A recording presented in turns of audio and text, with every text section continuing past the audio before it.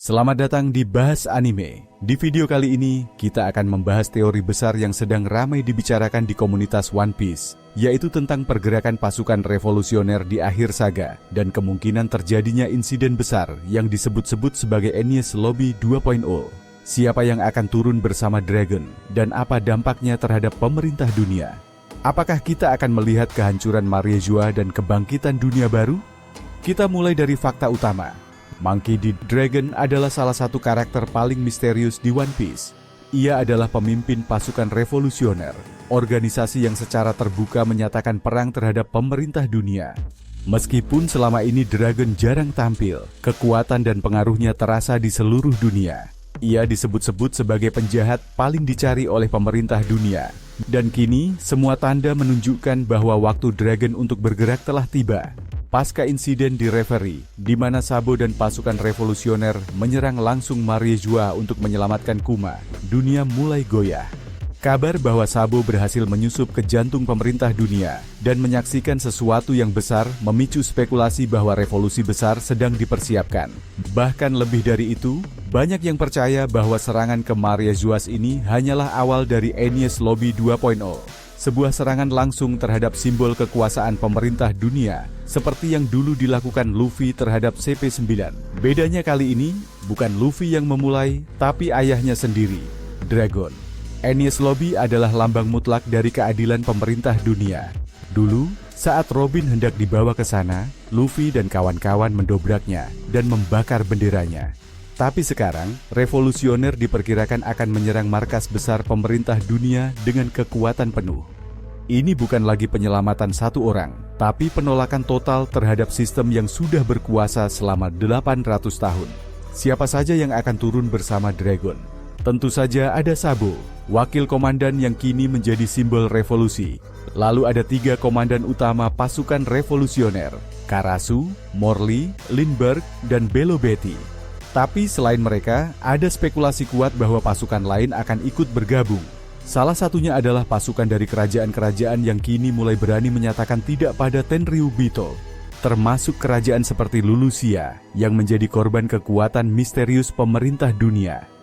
Kehancuran Lulusia bisa menjadi katalis yang menyatukan banyak negara untuk bersatu di bawah panji revolusioner.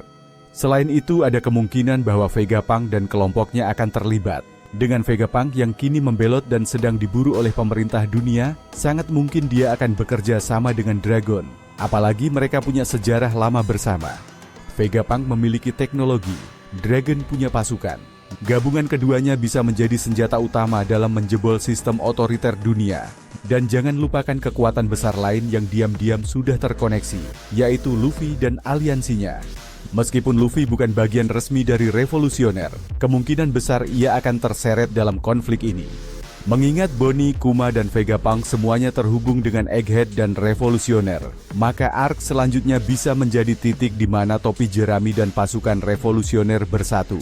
Inilah momen di mana dunia tidak bisa lagi berpura-pura. 2 generasi D, ayah dan anak, akan bersama-sama menjungkir balikan tatanan yang sudah lama mengakar. Banyak yang percaya bahwa Enies Lobby 2.0 akan jauh lebih besar dari sekadar serangan. Ini bisa menjadi awal dari jatuhnya pemerintah dunia. Dan bukan hanya markas seperti Enies Lobby yang jadi target, tapi langsung ke Pangaea Castle dan Imu. Tujuan akhir Dragon tidak lain adalah menghancurkan sistem Tenryubito dan membebaskan dunia dari penindasan. Jika Luffy mewakili kebebasan dalam bentuk petualangan, maka Dragon adalah kebebasan dalam bentuk perlawanan.